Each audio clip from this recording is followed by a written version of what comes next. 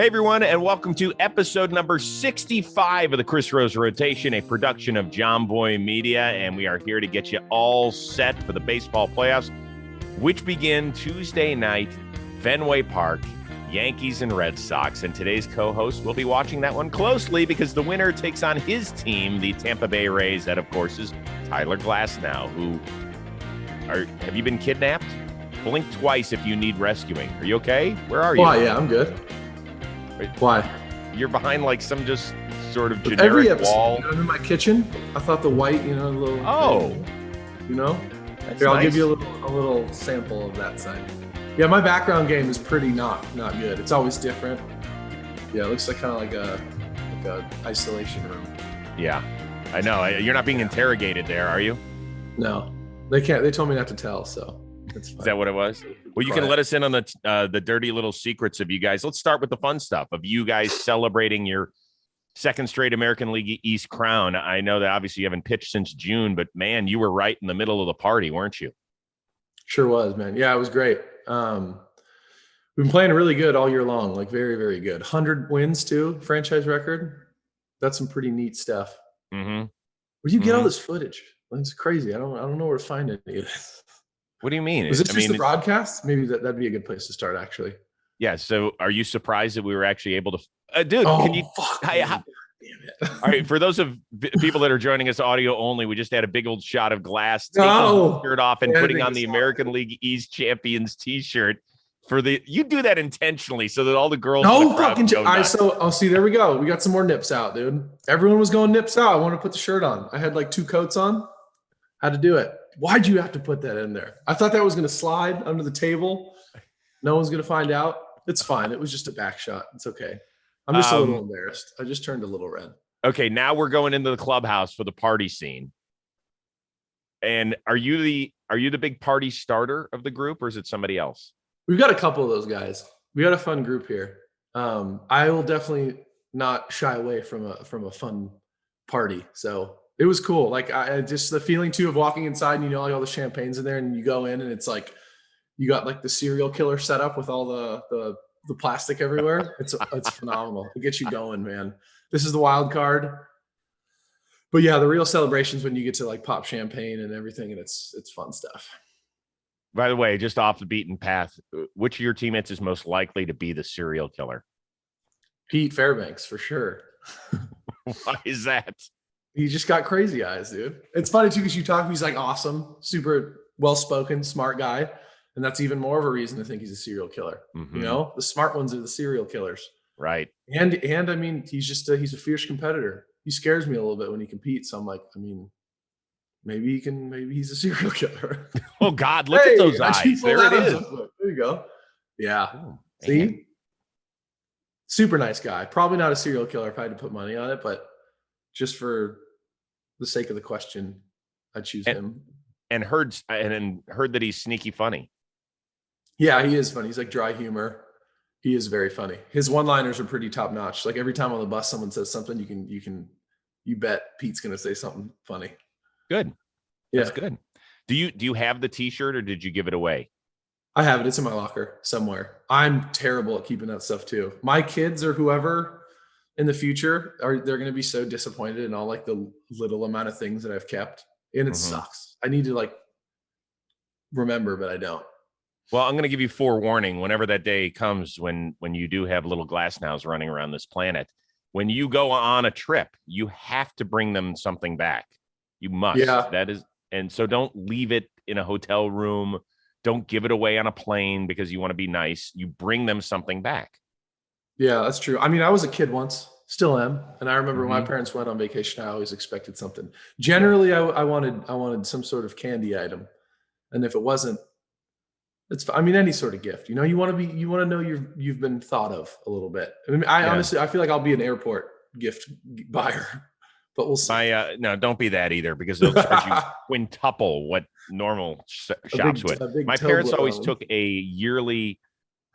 They love to travel, so they went somewhere exotic. They'd go to Europe, they'd go to the Far East, all sorts of stuff. So when I was little, they would bring me back like things that I would see as awesome right now as an adult.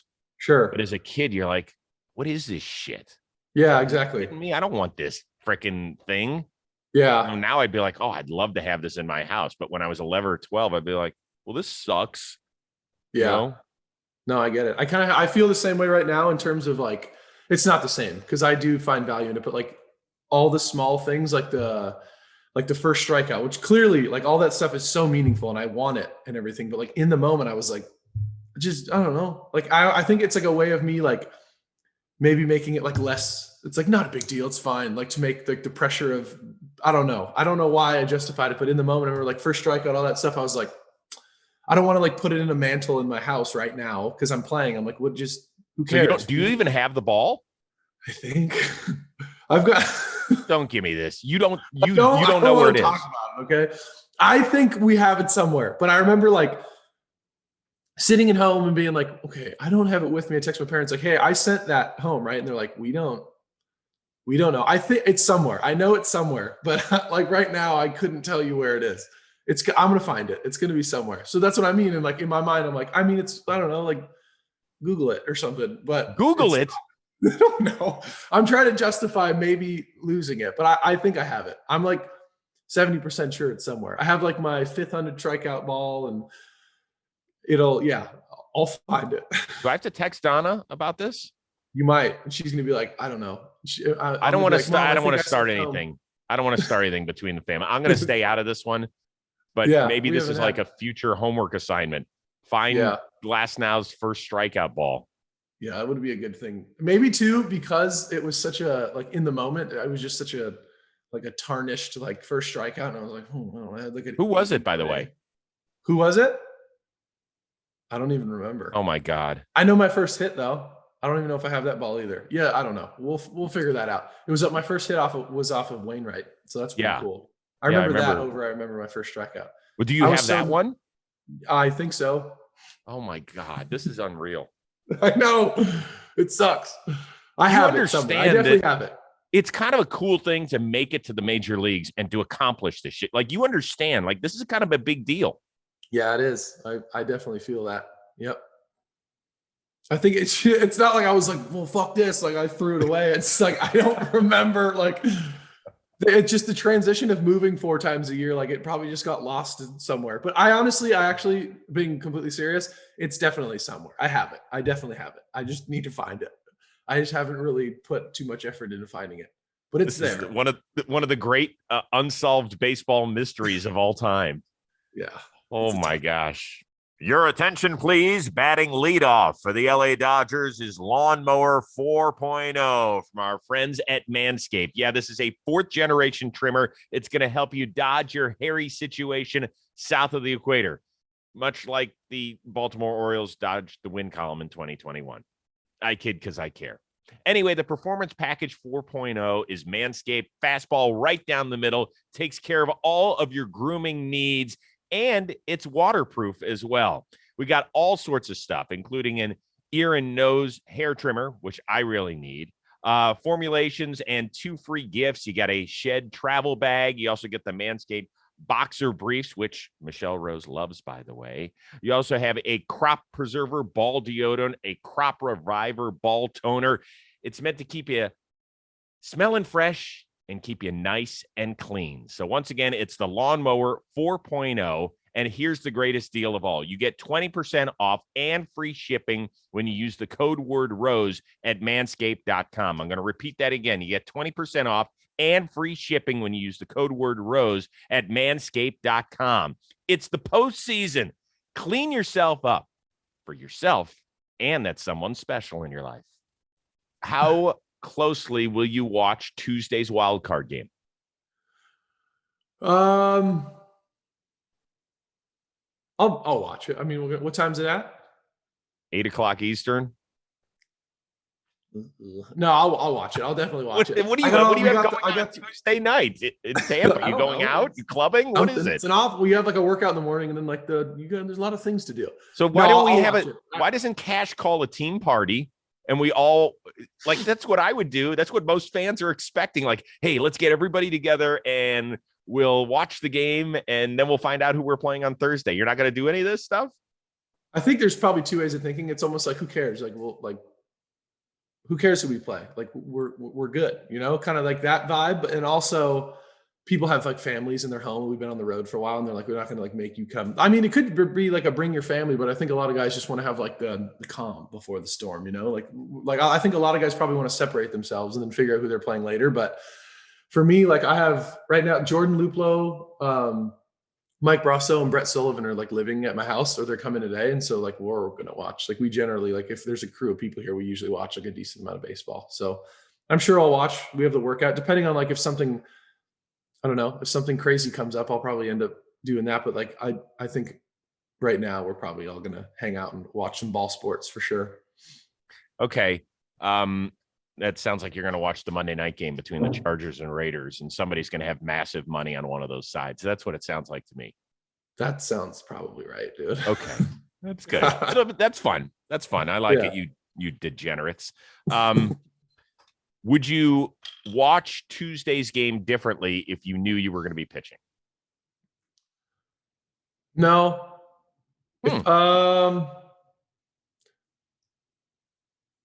No. I just, because that's not like a big, I think like a casual person might be like, don't you want to watch and like get like scouting reports and stuff? But that's really not how it like works. You've pitched against these teams so many times, and like how someone else pitches someone is not how I would pitch someone. I think it would honestly depend who's pitching, like, and it's going to be probably Garrett and Evaldi, right? Or that's what it is. It is. I'll watch that. Yeah. I don't know. I think I'd watch it with the same, like, I don't know how much, I wouldn't really get any like in-game info on it. I think I'd probably watch it the same. It'd be the same. Like, yeah, I think all the postseason, especially being through it, is all about like just trying to stay level. And if I want to go and like, that's fascinating. I talked to Giolito about this too. But you guys have to understand, as fans, it's excruciating. Playoff baseball, it's why I love it. Every pitch, every 90 feet means something. When somebody doesn't run out a ball hard or doesn't tag up right, or you don't execute a pitch on July 7th, I don't give a shit. Sure. Like, okay, I'll see you tomorrow. We'll continue the 4-game set tomorrow. Here, everything has value. Why is it that you guys as baseball players have such a different feeling about playoff baseball than we as baseball fans?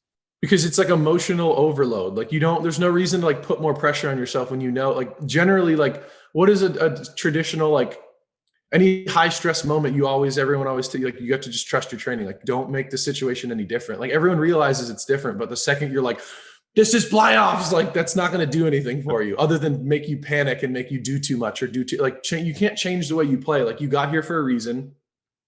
You pitch the regular season the same way. Why would you change and do anything like that? Like you'll rise to the moment, like you'll rise to the occasion, but you can't change the way you approach things. You like change your game plan. Like the emotions are the emotions of the game, but like you can't go into it changing what you're doing. You need to stay consistent. So I think for a lot of guys, like whether that's, you just have to find a way to like convince yourself it's like any other game. And it really is true. Like, especially doing it the last 2 years or whatever, like you have to find a way to just, whatever, it's baseball. And that's generally like, I don't know. I think everyone's different, but like, for me, that's how I would like to approach it.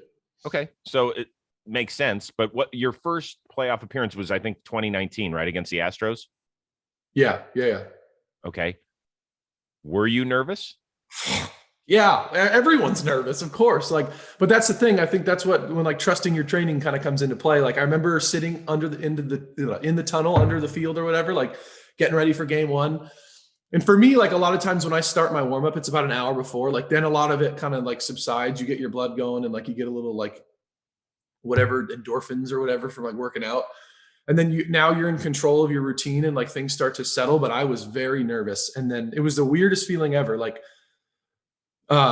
sitting in there before my warm up, like you kind of stew a little bit and you're not like, oh no, but you definitely like you're nervous for sure. And that's like, I think important. If I wasn't nervous, I'd be like a little scared, I'd say.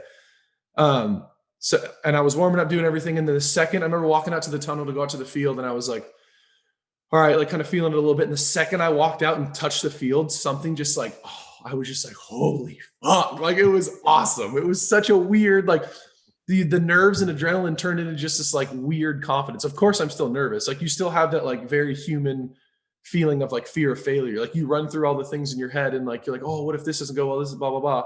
But at the end of the day, you realize that's just your thoughts doing whatever they're doing. That doesn't mean that's what you feel. It's like your brain is like it's just spitting out all the possible options.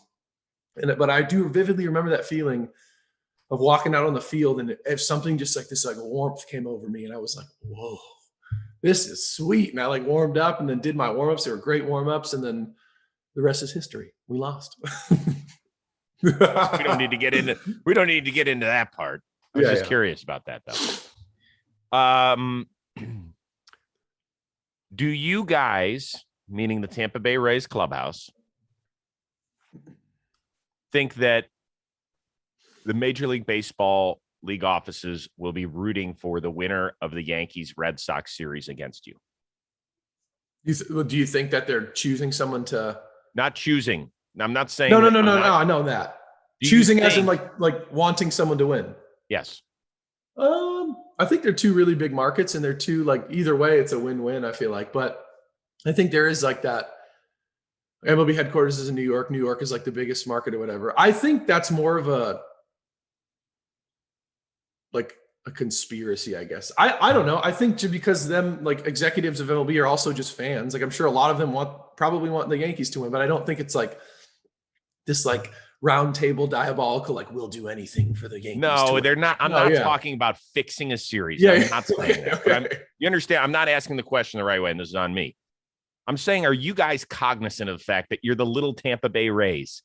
And you're the almost like the annoying little gnat that could ruin our master plan of having the Yankees in the World Series, if you end up facing them. I think that like is the thing. I mean, I especially of like last year, like we knocked them out and then like knocked the Astros out. I think so. I mean, I'm sure. Yeah, like I said, they're probably rooting for the Yankees, but also there's a side of me that's like maybe there's like that Mighty Ducks in the Rays winning. Like there's two ways to look at it. I don't know, but I know what you're saying. Who knows? Maybe I didn't really answer your question, but no, okay, but maybe it just wasn't a very good question. No, it was good.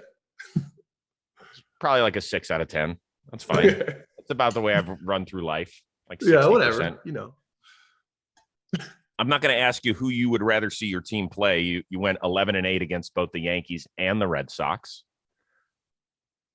Which lineup poses more difficulty to a pitching staff?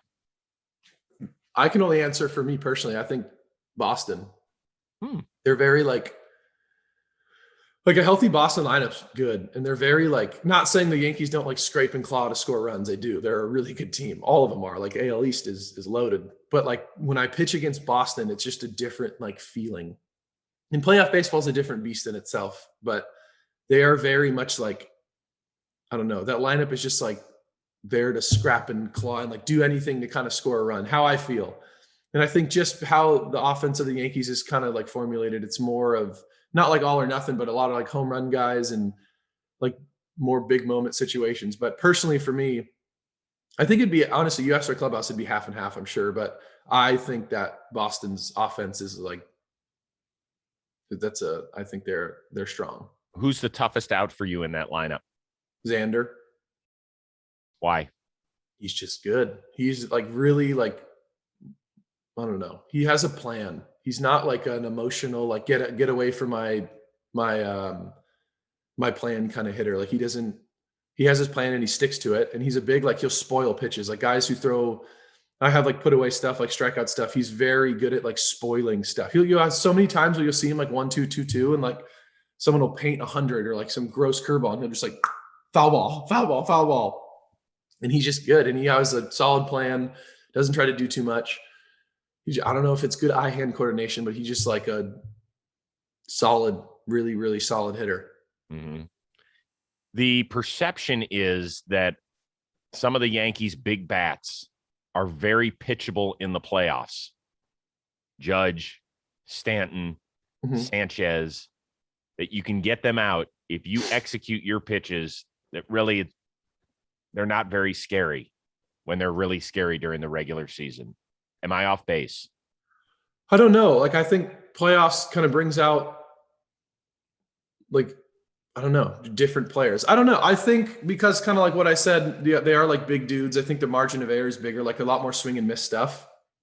So like if you were to look at the raw data, I'd say that probably makes sense. But they're a really good team, really good offense. Like those guys have put together really, really good at bats, and they've done, like Stanton last year hit 2 home runs off of me. And you know what I mean? It's like, it's not black or white. Like any given day they could do something, but I know what you're saying. I just think, like, I don't know. Judge is I feel like his contact rate for being a ginormous human being is pretty good. Like he's a guy who can do some damage. I think that's the way the Yankees are. Like at any certain point in the lineup, something bad can happen, you know? It's not like they'll scrap and claw and like single here, double here, walk. It's like everyone in that lineup can hit a home run. And I think that's kind of the way they play baseball. So, well, you didn't have to face Stanton during his MVP season. Mm-hmm. Don't believe. Yeah, you no. What year was that? 17? Wait, was that 17? If it was 17, then you might have had to face him. Oh, I faced him. And then you had to face him last year when he went on a ridiculous playoff run. Yeah. Right? Yeah.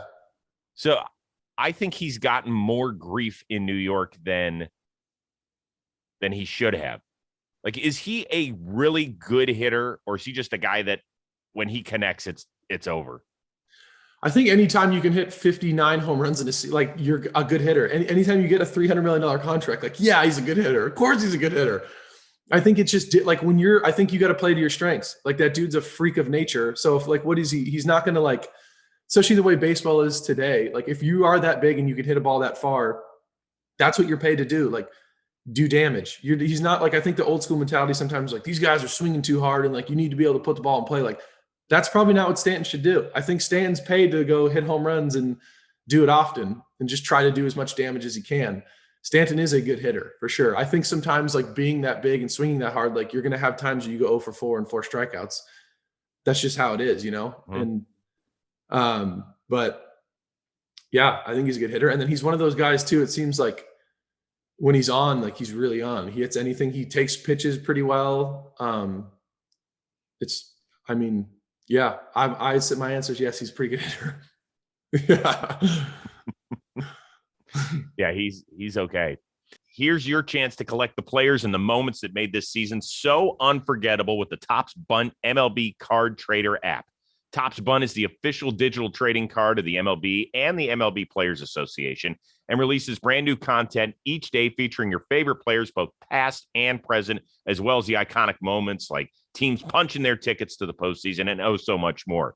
The app is free to play, and collectors from around the world come together to connect and collect and play their collections in real-time scoring contests to win in-app prizes. So build the ultimate digital baseball collection, craft or trade in lesser valued cards for more rare ones, play the card wheel to win prizes and with every spin, and complete missions to unlock new content as well.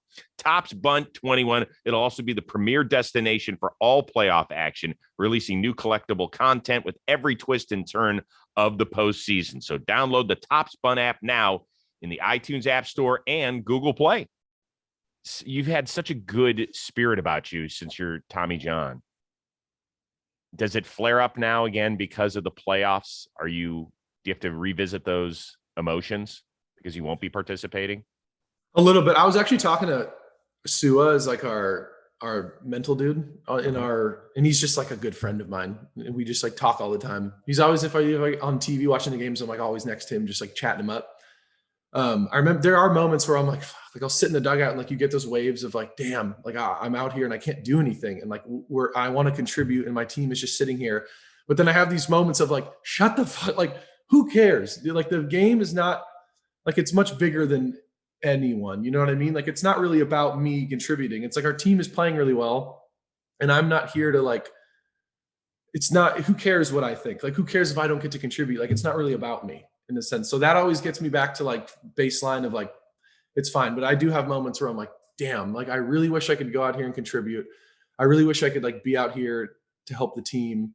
And the only thing I can do right now contributing is just like going into the dugout and like trying to bring that energy. And it's just been really exciting baseball. So it's been obviously easy. And anytime you're in a big league stadium, it's like when you get to watch a game in like the best seat in the house, it's great. But yeah, to answer your question, I have moments like that, but I think the logical side of me is like, shut up. Who cares? Like, you're going to be back. You're going to be able to do it. Like, you're here to cheer on your team. Like, who cares if you can't contribute? Like, yeah, you know what I mean?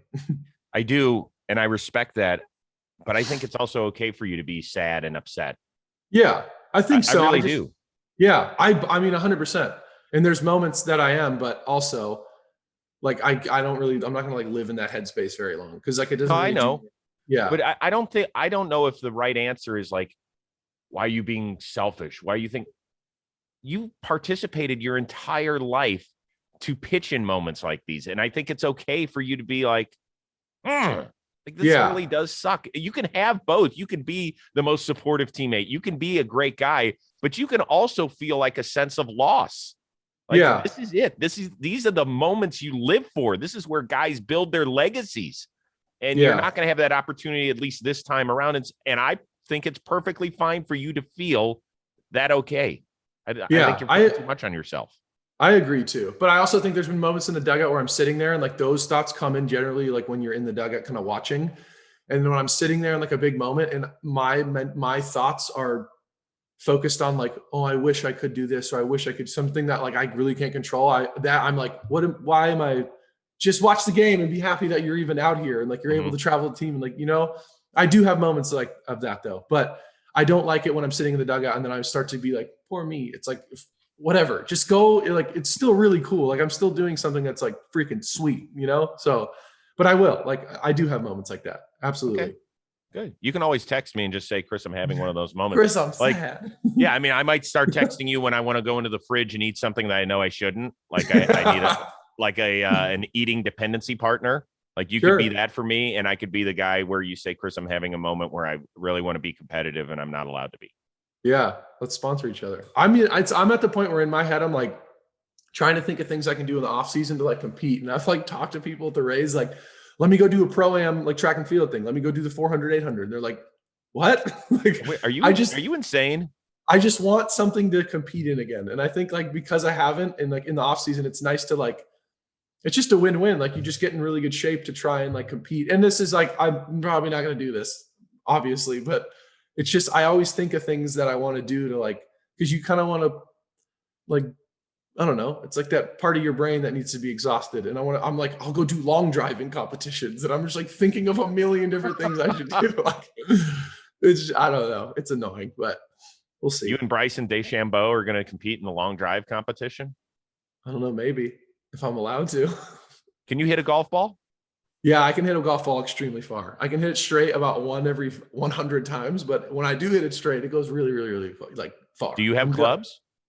Yeah, I'm a terrible golfer. When I go enough, I'm fine, but I just don't have I'm a big like 2 holes, and I'm like, okay, even if I do well the first 2 holes, I'm like, all right, you guys want to go do something else? I was going to say, I mean, if you're a guy that can't make it through a baseball game, there's no way you could make it through a 4.5 hour round of golf, although the beverages do come in handy. They sure do.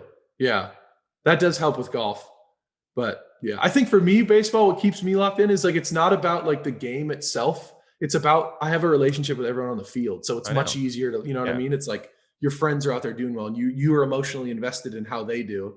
And you know what it feels like to not play well and to play well. It's like that whole, but in golf, I'm like, I don't know anyone. Like, I know people, like my friends, my foursome of my friends, I don't care if you play bad. Like, who cares? Have another beer. Shut up. Like, by the way, you must have had to have golf clubs custom made. I mean, when you're as tall as I have like an 1.5 inch extension or like an inch extension. And a lot of people told me not to, because if you go places and like rent clubs, like you want to, but I'd rather just get good with something that like feels normal and not have back problems because they have to bend down so much. But yeah, I have like custom ones. Did you get them for free? No, I went to like what's that place in Arizona? It's like a used golf place, and you go and like pick them out, and then like Harvey Dunn or something. I don't remember, but I went and like got a bunch of them and like picked them out with my friend who's like pretty good at golf, and I've used them like once. Okay. Yeah, it's interesting. I talked to Trevor May a few episodes ago, and this is when the Mets were still mathematically alive, at least. And I said, well, how do you deal with the end of the season? Because you don't know if you're going to be staying or going. You're renting a place, but you also just bought a house out in the Seattle area, all that sort of stuff. Like, how do you deal with that? Like, your season could be over by this coming weekend, or you guys could be going another month. Mm-hmm. How do you deal with that I mean, you're fortunate. It's not like you have a young family you have to pack up or anything. It's just you. So you have to think about that sort of stuff, or does that get put on the layaway aisle? And then when we're done, we're done. Or do you have to stay because of your arm injury, or what's going on?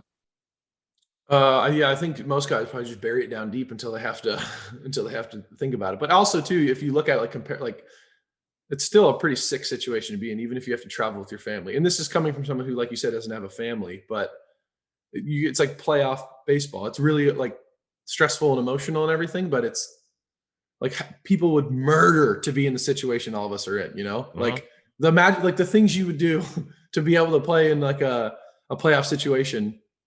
So I think all the stuff that comes with it's like whatever, worth it, right? Got it. So whenever the season ends, you'll come back. I mean, I guess my biggest question is, do you have to stay in Florida because of your arm injury? No, so I'm going to go to Arizona and rehab there, but I'm doing stuff with the team obviously now. And like Paul Harker's our rehab guy, and like I'm doing everything with the team here. And like I want to be with the team, so I've been traveling. I went on the last road trip. I'll go with the team on the road. You didn't tell me that. Yeah, I didn't even think about it. Yeah, I was on the road trip though in Houston and New York. It was really cool. It was nice to be in like a structured schedule again. And I'll go in and when the guys are out of the training room and like do my stuff. At this point in my rehab too, most of it is like on my own. There's not a lot of like stuff with a trainer. It's more like strength work and all that. Like maybe a little bit here and there. But yeah, I'm stoked. I was fighting hard to try and get on the road. And so me and Jeffrey Springs, maybe Chaz Rowe, like guys that started this season on the roster and then got hurt, can travel, which is great. I'm really happy that they decided to let us do that. It's good to be with the team. So you're going either to Boston or New York? Yeah. Oh, I know. That is fantastic. Yeah. Cheer on the boys. I just that want to be really exciting. That's good for you, man. Is there Thanks, anything you can do? And will you stay away from the guys that are pitching, or can you be beneficial to them during a game based on what you're seeing? It's case by case. Some guys you don't talk to. Like I'm a guy, like when I'm pitching, like I don't talk to me. Like I'm gonna go do my own thing. I'm gonna go like foam roll in between innings and like get everything right. Certain guys, for sure. I think while they're in the game, generally you kind of leave pitching coach, catcher, kind of like do that. But then after, of course, like you kind of go up, guys will come up and have conversations and whatnot. But like I said, it's very case by case. Certain guys are talkative, certain guys aren't. But most of the time, like after starts, like when you're in that pitcher brain, like you want to talk about what you almost like, it's like therapy. You just want to get it off. Like, this is what I was thinking. This is what happens. A lot of guys will be really, really talkative after a start. And that's like my favorite part of being in the dugout, like hearing people's thought processes and like, why'd you do this to this guy? And like, that's like the best part of being in the dugout. I'm sure it is. Yeah. Okay. Hey guys, producer Rob here. Just wanted to let you know that week 4 of the football season is in the books, and now it's time to review the tape and get ready for week 5 with DraftKings Sportsbook app, an official sports betting partner of the NFL. To kick off another action-packed week, DraftKings is giving new customers $150 instantly when they bet $1 on any football game. Listen up, because you do not want to miss this. Head on over to DraftKings Sportsbook app now and place a $1 bet on any Week 5 game to receive $150 in free bets instantly. If Sportsbook is not available in your state, DraftKings still has huge cash prizes up for grabs all season long with their daily fantasy contests. DraftKings is giving all new customers a free shot at millions of dollars in total prizes with their first deposit. Download the DraftKings Sportsbook app now and use promo code ROSE to receive $150 in free bets when you place a $1 bet on any football game. That's promo code ROSE this week at DraftKings Sportsbook, an official sports betting partner of the NFL. Must be 21 years or older. New Jersey, Indiana, and Pennsylvania only. New customers only. Minimum $5 deposit and $1 wager required. One per customer. Restrictions apply. See DraftKings.com/sportsbook for details. Gambling problem? Call 1-800-GAMBLER or in Indiana, 1-800-9-WITH-IT. Give me the name of one or two players on your team, either pitcher or position player, that for fans that did not watch the Rays closely this year are going to be like, holy shit, that guy can really play. Shane Baz. I know a lot of. I feel like he's came up and had like a lot of Rasmussen, McClanahan. You said two people. I'm thinking of pitchers.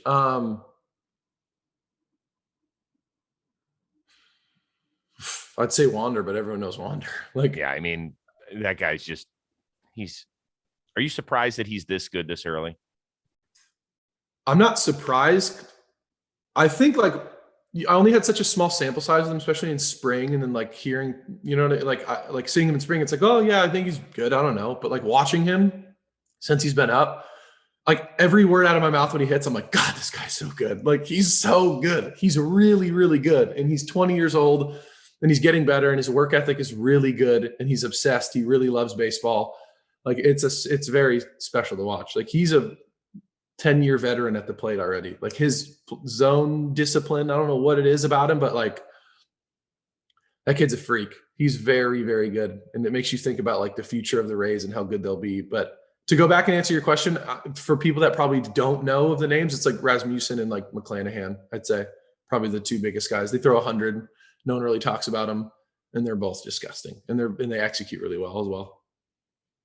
That's what your team's about, dude. Guys are just unreal. That's crazy. Have you started house shopping in Montreal? Not yet. No. I think that's probably something too. Like that's a future plan. What is it, like 2000? What's the lease is up in spring? I don't know when they're going to try and do this, but well, now hold on. You didn't follow the story about what was going to happen during the playoffs? They put the sign up or whatever. Yeah, they were going to put. They ended up not doing that, right? Correct. They were going to, on Thursday for your first game, put a sign up talking about the Montreal/Tampa Bay Rays coming your way in 2022. And obviously there's a ton of logistical hurdles that have to be jumped over in order for that to happen, where you have a split season. Yeah. Did that even resonate inside the clubhouse? Guys talk about it and stuff. Like, I think it's all over the league, and like they're starting to like try and push it a little harder. So it's now becoming like more of a topic of discussion, like especially amongst like union and stuff like that.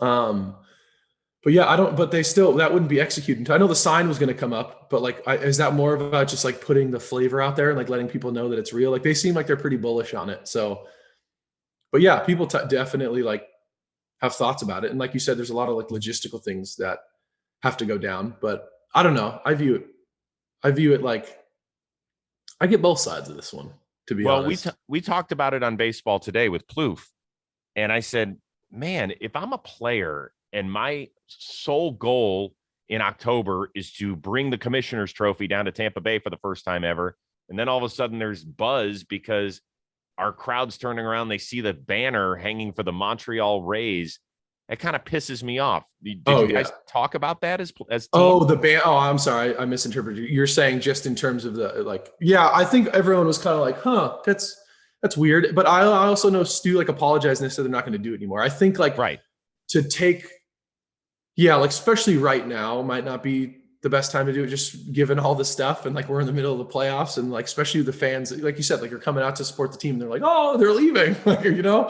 So he apologized, from what I hear, was like a pretty sincere, like it's a weird, I think they're trying to figure out ways to set up the future and like make it normal and like have a system in place in which they can like compete financially with like New York and Boston and not have to rely on revenue sharing so heavily. But I also think maybe right now, not the best time to do it. But I think he also acknowledged that and was like, okay, we're not gonna do it. Like, so no, to his credit, he backtracked a bit, and they pulled the idea about 48 hours after it was announced that something was going to happen. I didn't think it was fair. 80 your fans, and people say, well, they wouldn't be in this predicament if the fans showed up. For those of you that haven't been down to, first of all, I apologize, I'm saying this in front of you, but the stadium's a shithole. It's just not. It's not a good baseball stadium.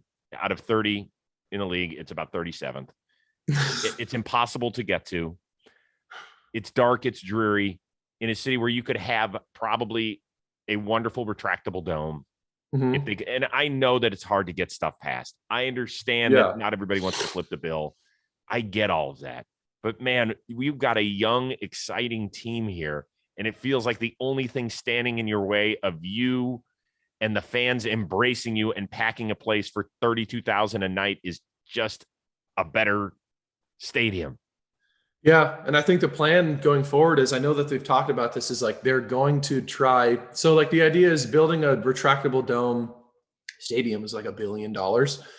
And so their idea is like, why don't we do 2 outdoor stadiums, one in Montreal, one in Tampa. We'll put one in Ybor.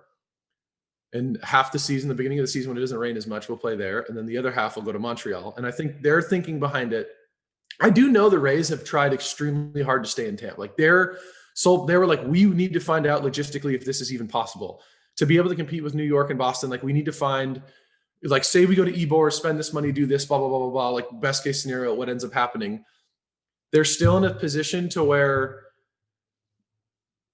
like they still might be operating in like that revenue sharing territory of like, depending on how much the city puts up, how much owners put up, like they're still in that area of like, if we do this, we're still going to have to receive money from all these other teams.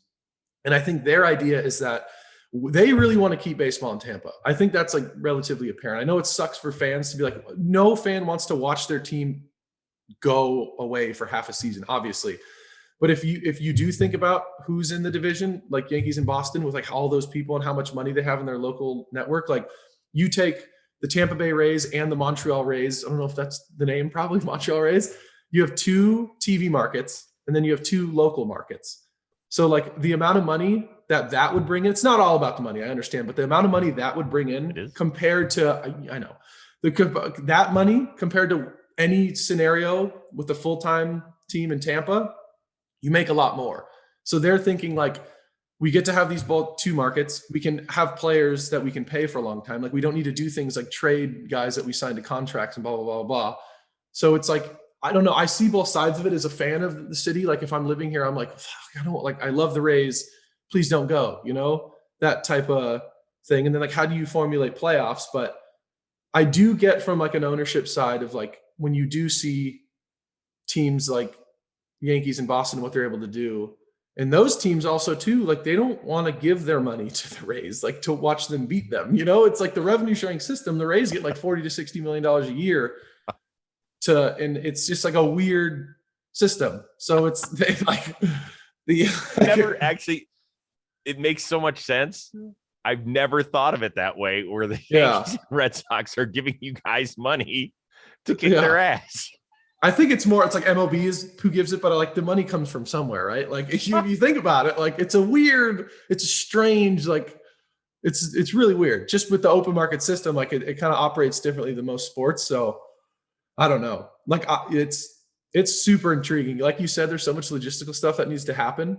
And the thing is too, which is weird, which is kind of like a consolation prize. I don't really know, but like spring training would also be in Tampa at the stadium. So it'd be like a 5-month thing, and then you'd go and do 3 months. But I don't know. We're a long way from figuring this thing out. I'm just happy it's on your radar. A couple other quick things, we'll let you go. Were you in the dugout? You were in the dugout when the whole Kiermaier taking the little. Yeah. And so I'll start by saying, because I know if I give my opinion on this, I already know like all of the Blue Jays people will be like, you said the Blue Jays cheated earlier in the year. There was like this huge, I pitched against the Blue Jays in Dunedin. Yeah, and you got rocked. And I got absolutely rocked. And during the whole entire game, I was like, okay, something is going on. Like they have my signs somehow, blah, blah, blah. And in the post-game media, I was like, okay, they have, like, I was like, something is weird here. And then that got misinterpreted in the clickbait media of like, Tyler said the Blue Jays cheated. No, I didn't. Like the Blue Jays did not cheat. Every big league team, like that's how the game is. It's a beast now. And you need to find ways to find an edge on your opponent. And say I'm out there, there's multiple ways a team can pick signs. There's so many different things. Like you can get it from like the coach in the dugout relaying signs to the catcher. You can get it from like shifts in the defense. You can get it from how the catcher's setting up. You can get it from, which generally you can get it from like a pitcher, a tip, or like his arm placement, his wrist placement. There's a million things. So when I was pitching there, I believe, and I'm fairly certain that something happened to where they had the signs and they were being relayed to the hitters, which is super standard practice in baseball. And that's not cheating. That's just being resourceful. A lot of teams do that. So what's the difference between that and that? Like, I guess it's up to people's interpretation, but like, what is the difference of them relaying signs that way, which not cheating, they're allowed to do that, and then coming in and like basically relaying signs by taking a card. I had no problem with him taking the card. Okay. Yeah. If Alejandro Kirk feels like it's that important to have on your body. Exactly. Before you leave the area, I would make sure I still have it with me. Exactly. So Kiermaier took it. The thing I laughed about was that Kiermaier the next day said he didn't look at it. He didn't know what it was. Now stop. Look at him. Look, watch his eyes here. He looks down at the card. What does he think, that it's his shopping list? I don't know.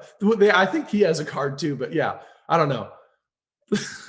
I haven't even like talked to him in depth about this, but I think personally, like if you're going to have a card, it's like a new thing in baseball. Like it's September. Like you should know how to pitch someone, you know? Like a lot of division opponent. Huh? Particularly a divisional opponent. Exactly. Like if you need the card and then you lose it, like it's fair game. It's on the field and you dropped it. Like, I don't know. I think a lot of hitters or a lot of people would say like, that's wrong, but like, what would you do? Really? Like what would you do in that situation? So I had an interview with Salvador Perez, and I asked him, I wanted a catcher's perspective on this. He said, you know what? They could have the card. I would go back to our pitching coach and my pitcher and say, they've got the card. We're going to totally pitch them backward. So they're going to think one thing and we're going to do the opposite. He was like, exactly. I don't care if they have the card. Yeah. I just don't think it's as big of like, it's especially too within like a game, you pitch someone differently at bat to at bat. Like certain guys with glaring holes, like you might expose them on that pitch or location or something often, but generally you don't. Like a card might just show like someone's weakness or like when in doubt, do this. Like the Rays have kind of that card too, but our card is like Star Trek language. It's like you don't, if it got stolen, you'd be like, what in the world? Like it's weird. It's hard to like, it's very Rays. It's very like, what in the world is this? So I think I don't know what their card said, but I think if you're going to do something on the field and you're going to have something, like maybe do it to where like people don't really understand it. Don't just put generic language on your card, but I don't know. Did they hit him intentionally 2 days later? I think I'm gonna go ahead and say yes to this. The guy set up low and away, and he drills him in the back. Like yes, I believe they did. Which is, I don't know. I think that's like so baseball so emotionally fueled. Like I think it was kind of stupid, but maybe they don't. Clearly they don't. And whatever side you're on is the side you choose, I guess. But I think it's just if you're gonna do it, maybe do it sooner. I don't know. It was kind of ridiculous in my mind, but I don't know. I guess it depends on what team you're on. By the way, did you walk out of the dugout? Yeah. Yeah, you did. Those like the funniest thing with those little bench clearing things when there's really like, people are clearly like emotionally fueled, but like what's going to happen? Like no one's about to go fight each other in that situation. We all go out to the thing. And then it's like, you get to see exactly like what people do in the scenarios. And like, you got people over here talking, you're like, you're not actually mad. And like, it's such a weird, like emotional, like experiment of people and like what they do. And like, you look over at the other team and like the mannerisms of other people. But in that situation, I walked out and I was just like, okay, this is just eyewash. Like, we're just going to stand out here. People are going to talk to each other and then we're going to go back in the dugout. But it's not like, no one's about to throw punches. Like, this is pretty mild here, you know? So. If Baricki did indeed hit Kiermaier intentionally, and I believe he did, he hit him over a piece of paper. I know. It's crazy. And people ask me who aren't baseball fans, why do guys throw at each other? Because of a piece of paper. Exactly. I know. It's weird. And that's like the dying part of baseball in a sense of like, you still have like the two types of thinking of like, got to hit more people. Got to do that, like violence, do it more. And then there's like the people that are like, there's no room for that here. So it's like, it's a weird time in baseball now where it's still kind of like you get jumbled views and like people are still thrown. Maybe that'll always be a thing in baseball, but it seems like it's moving its way out a little bit. Like back in the day, I feel like guys were getting thrown at all the time. So I don't know. Okay. Let's spin the wheel of moderately interesting things. I believe you've answered virtually every category on here, so I might have to just pick one. Right. Oh, thank God it landed on this because I think it's the one you haven't. You're in trouble. Mm-hmm. All right. Although you might have just answered the story anyway. The most trouble you ever got with your parents?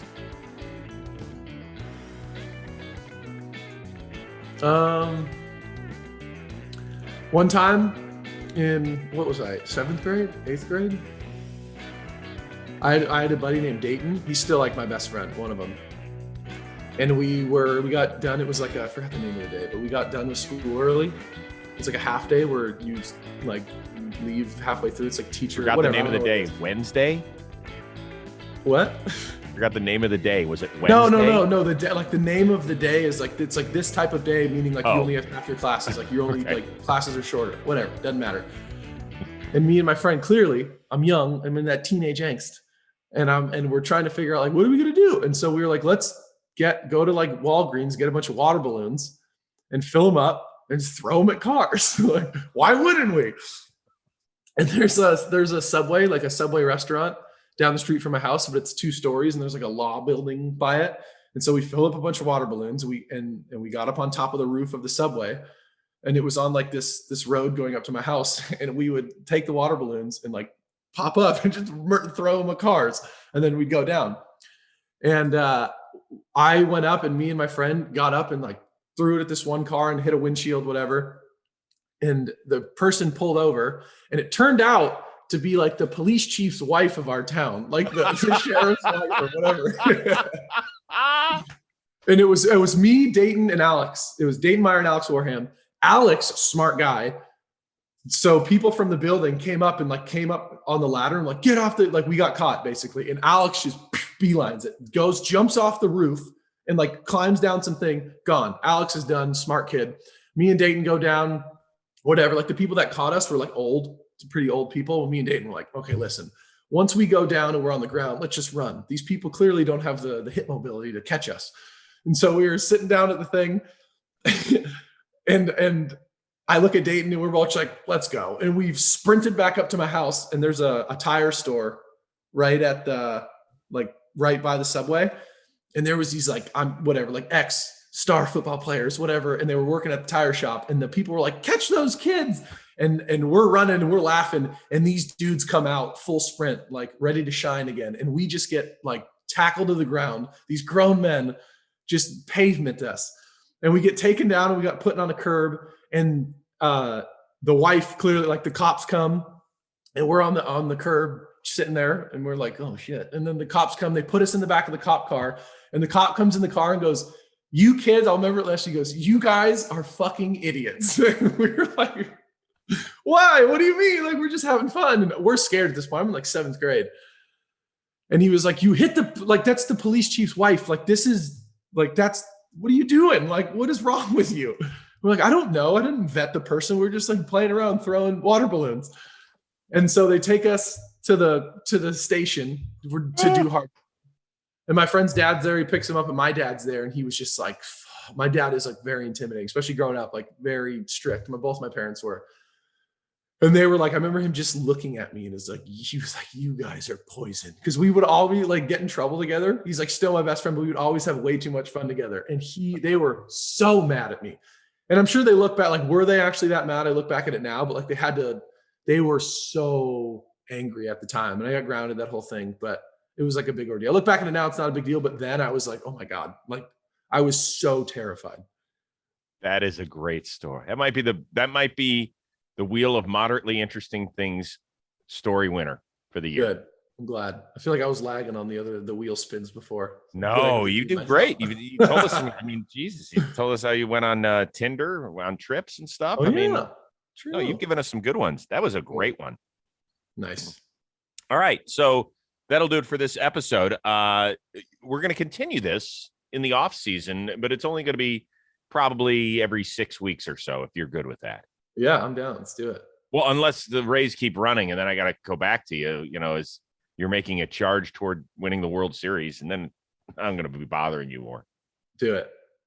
Okay. I'm down to do it. That'd be pretty neat if we won the World Series. That'd be nice. I'm rooting for a Rays White Sox ALCS. That way Rays, I can get White Sox. All right. that way you and Giolito. It would been even better if you guys had been pitching both game 1 of the ALCS against one another. That would be tight. That'd be but I'll sweet. still Maybe take next this year. one. Or 2 You know years. Lucas at all? No, he's from my area. I've talked to him a few times. We played in the area code games together. Not the tryouts. I sucked. I threw like 85. But he was like throwing 93 at the time. I talked to him a little bit there. We've talked a little bit, but not a bunch, especially like in season and stuff. It's like, He's a player rep too, though. Yeah. Oh, yeah, true. I mean, he's on the calls and stuff, and I'm sure like when negotiations happen, maybe we'll talk a bit more, but we haven't had like a bunch of dialogue. But he seems like a really cool dude. I'm sure he's a great guy. I smell family dinner in the off season if you guys are all out here. Oh, yeah. There we go. Street. Oh, yeah. He's in LA too. Yeah, we should all meet up. That'd be sweet. Okay, good. Well, listen, good luck to you and your mighty Rays. I'm going to call you guys the Mighty Rays from here on out. Hell yeah. Go cheer your troops on, and please don't throw any water balloons with Brett Phillips at anybody in here. Yeah. All right. No promises, but sure. Special shout out to our producer, editor extraordinaire, Robbie Scirocco. Way to go, Robbie. Thank you as always. Yeah, Robbie kills it. And thanks to you very much for watching and listening. The Chris Rose Rotation, a production of JOMBOY Media.